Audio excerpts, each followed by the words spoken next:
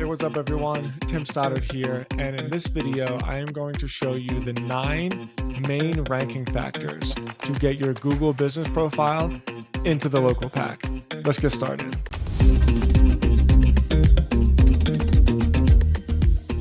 Before we go any further, I recently upgraded my membership community to focus on building local SEO agencies. If you have any interest, please go to agencyclarity.com. If you scroll down, you can sign up for this free little blueprint that I put together. And if you want to join, it's very affordable. It's $99 for the entire year. People are like already really excited about it. And this is actually the inspiration for today's video. So within the community, somebody asked me, how much emphasis do I have to put on ranking the profile and ranking the website that are attached to the profile? And I thought about it and I thought, you know what? It's even too simplistic just to think of it in terms of those two things. So with that, I put together this outline, the 9 ranking factors for Google business profiles. I'm going to walk you through every major ranking factor that impacts your visibility in your Google business profile to get you into the local pack. This is going to help you whether you are the business owner yourself and you want to get your own Google profile higher in the rankings to get into the local pack, or whether you're an SEO agency. And we are going to do this just like I'm doing in my course by showing you firsthand how to do it. This is my wife's business. My wife is a breathwork instructor, and I've been kind of like live optimizing her profile as part of the Launchpad course within Agency Clarity. And so in this video, I'm just going to give you like a really short breakdown of everything so that you can use this information and run with it. All right, so here we go. The first one, optimize the profile information. So this is pretty easy. If you don't even really know what that means, you go to Google, you click these little buttons right here, and then you click Business Profile Manager. When you do that, if you don't already have your Google business profile, it'll prompt you to create one. And if you do, it'll show it to you. If you have more than one, then it'll give you a list of all of them. But once you get there, it's going to look like this. So you optimize your profile on Google. Google's going to know if the email address on your Gmail account is the admin or even an editor for the profile itself. And so all of these buttons right here, these are the buttons that you click on to edit your account. So there's no back end of the account. There's nothing else that you have to log in. It's all done straight through Google. So most of the information is going to be here. You want to put the description in. You want to add some keywords. You want to choose your business categories closely, and then you also want to choose your secondary categories. You want to have your contact information, your opening date. If you can, get approved for SMS. I didn't realize that this actually wasn't approved until I just did it. Have your website, have some social profiles, put as much information in this as you possibly can. The real like meat and potatoes of this is going to be right here in the description, because this is where you kind of SEO it. You want to put the keyword in here a couple of times. You only have 750 characters, so it's not that easy. I would really recommend not suggesting the description through Gemini, through their AI tool, and do it yourself, because then you can put the location in, the keyword in, and some other secondary keywords, like breathwork sessions, etc. In addition, photos are hugely, hugely important. Whoa, why are these all rejected? I don't even know what happened here. I'm like learning a lot about my profile as I'm seeing this, but this is important as well. Like, you want to put your photos in here.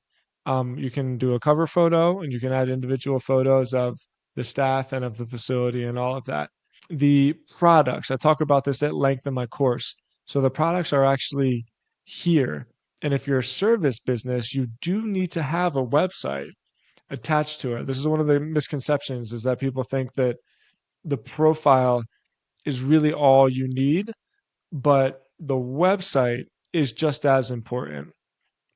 And so we have these services linked through here, right? And so you can see that this is the service page, and you can see that in the product is right here. And so you can click on it and you can view it, and that brings you to the service page. So that's very important. The local phone number and the address. You want to have a legit address, a real business address that can get verified, not a PO box. And then of course, the website URL. So you can see on the front end of the profile, was it this one? Yeah. You can see on the front end of the profile that all of this information is on here, and it's like continuously more and more like robust. It's quality information. Okay, ranking factor number 2, citations and directory listings. This is most commonly what people who are trying to build up their Google business profiles don't think about, because they think like, oh, I'm on one directory. This is what I need. What does it matter if I'm on other directories? But your NAP, your NAP, your name, address, and phone number, this is how Google stack ranks your Google profile, by seeing that like your business with the same NAP is also submitted across other top tier directories. It just gives it some legitimacy. So the tool I like to use is called Bright Local. There's other local ranking tools that I've heard of. Frankly, I don't even really know what other ones are. I've used Bright Local for just about everything. And you can build your citations right here through this tool, the citation builder. So Bright Local is great because it has them all listed for you. And if you wanted to, you could easily just submit your information to all of these directories as citations. But if you wanted to, they also have a service where you can just pay to get it done, and they'll do it for you. So it's right down here. You can create a citation campaign, and Bright Local will submit your information to these ones for you. I really recommend that you do it. It's very worth it, and it really like adds up. It does have a big impact on the amount of traffic and the amount of phone calls and leads that you'll get. Ranking factor number 3, step 3, is the website and the local landing pages. So we talked about the local landing pages, and that's critically important. But what's even more important is the authority of the website, because when Google looks at the profile, they do look at the authority that is linked through this website button and the amount of backlinks it has. So you can see a really good example of this here. Whereas if I go to the local search grid and I do sort of like a mini audit of the Google profiles that are outranking me, number 1 has 34 links. Number 2 has 6 links. I only have 1 link to the site, to the somaticjewels.com website. So this is like a really important ranking factor. I can't overemphasize how important this is, especially because most people don't pay attention to it. They think like, I just need to get people to my profile. What does it matter what my website is? But build up your website, spend time on your website, like write blog posts, get listed on other directories, get backlinks on other websites. If you're wondering how to get backlinks, Ahrefs has a free backlink checker. So right, if I go here and I go to the listing that is number 1, right? So I go here and I go to the website. Okay, so this woman has 36 links to her website. Well, maybe I can get some of those links. So I'll go to the backlink checker. This one is like spam, spam, spam. This one looks okay. All right, this one looks super legit. Sliding scale RLT practitioners. Exactly. Okay. So this is a directory. And if I wanted to, I could become a member here. I'd probably have to pay for it. I don't know exactly how much to become a member. I can check it out. Monthly, so $5 a month. You kidding me? I get to pay for this really powerful backlink. So you see how I just did that? I just audited the website and I looked for some opportunities. I could probably find one here. Almond Creative. No, so this is the company that built her website. So I'm not surprised that she has the backlink there. It's probably in like the portfolio or something. Yeah, and a lot of these like aren't even really powerful links. So I'm looking at this and I'm pretty optimistic in my ability to generate really good links here. Oh, well, actually, I just kind of skipped a step. Step 3 is the website and the local pages themselves. Like you have to have a website, and then step 4 is generating backlinks to the website and to the actual Google Business Profile page.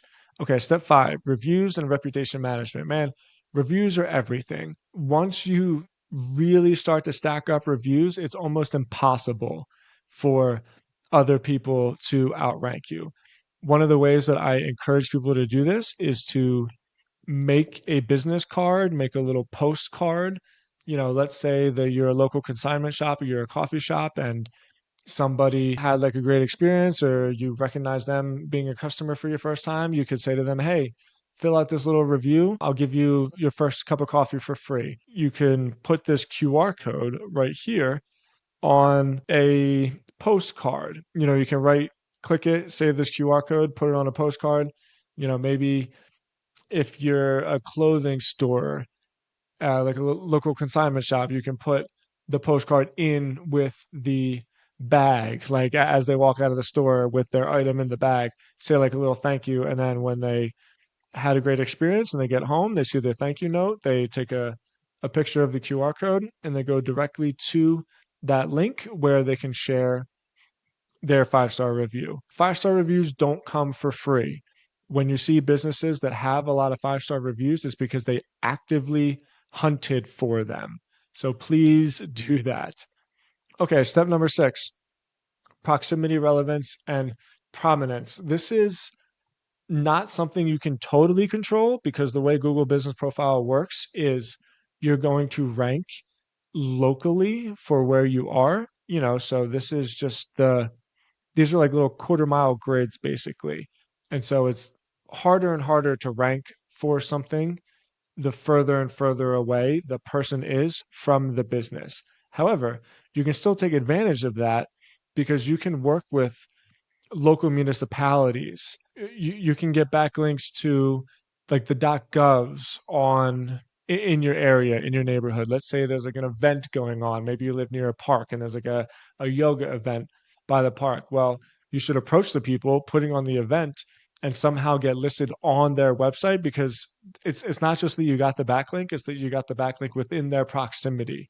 So that stuff is all really, really important. Like Google Business Profile, even though it's digital, it still likes to see you like involved in the community, and they have ways to figure that out.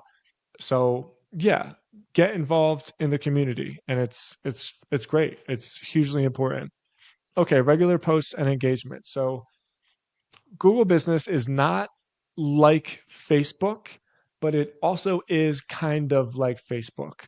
So if you have this here, add an update, you can continuously add content to your profile.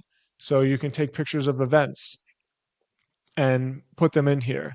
And then when you post it, there'll be like a timeline down here, right underneath the reviews. This content, I wouldn't necessarily consider it something that people are going to like see and interact with and engage with, although sometimes they will, especially if you add an offer, or you create an event directly through your Google profile. Like this is all really, really great stuff to do. The more you can make your profile like an all encompassing like business, what do they call them, like cork boards, where you have like announcements and information and samples and giveaways. That stuff is like hugely important, and you do that by creating updates. But regardless, like treat it like social media, like you want to see other people interacting with your content on your timeline through this add update button, but also understand that it's not an engagement tool. What you're doing here is you're just sending Google signals so that they see that you're a legitimate business who is like active. You're actively creating new products and services and interacting with your local community. Okay, this brings us to step 8, behavioral and engagement signals. So this is probably the most complicated, and frankly, this isn't something that I spend a whole lot of time with, but I definitely audit all of the Google business profiles that I manage like once a month. And when I say I audit, once your profile gets pretty well established, you'll be able to see, it's a shame that I didn't realize that all of my pictures were rejected for no reason, but you'll be able to see like how many views this picture got, right? So get rid of the pictures that don't have a lot of views and try to find like a common theme and add more pictures that did get a lot of views. In addition, you'll be able to see, I mean, if you really wanted to, you can get pretty crazy with it where on your products, you could dynamically change the phone number that is listed here, or even if you click through the website, let's say that your website has a phone number like a contact, you could rotate it so that every time somebody called this phone number, you knew that the click actually came from Google My Business because that phone number is attached to here. There's something called call tracking metrics. I do this a lot because of my lead generation business. So I actually understand like phone numbers and tracking phone numbers really well. It's not necessary for everybody, but I'm just trying to give examples of like you can optimize your profile pretty simply. Like you can see what people are engaging in through your back end performance tool, and you can just get rid of the things that aren't working and try to do more of the things that are working. And the more you optimize it, the better results you'll get. All right, last but not least, I put this here to remind everybody that it's not a set it and forget it type thing. Is if you The way I always explain it or I think about it is it's kind of like walking up a downward escalator. Like you have to keep moving in order to go up. And the second that you stop moving, you decline. So once you like have your profile optimized, once you have a system to get reviews, once you've created all your local landing pages and you link them through as products, right? Once you've developed like a content system on your Google business profile. That's great. Keep doing it. I've seen endless times people get to number one, and they think, okay, I own it now. And so then they stop. And then once they stop, somebody else beats them. You don't want that to happen. Once you own the top spot for all your different keywords in your Google business profile, you want to keep them. And in order to keep them, you have to continuously optimize. Thank you so much for watching this video. I'm thrilled with the amount of interest and excitement I'm getting on my YouTube channel about Google business profiles of all the things. I'm going to continue to create this kind of content because, in my opinion, this is the best business that people can start. If you have any questions, please leave them in the comment and I will answer each one individually. Please smash that subscribe button and I will see you on the next one. See ya.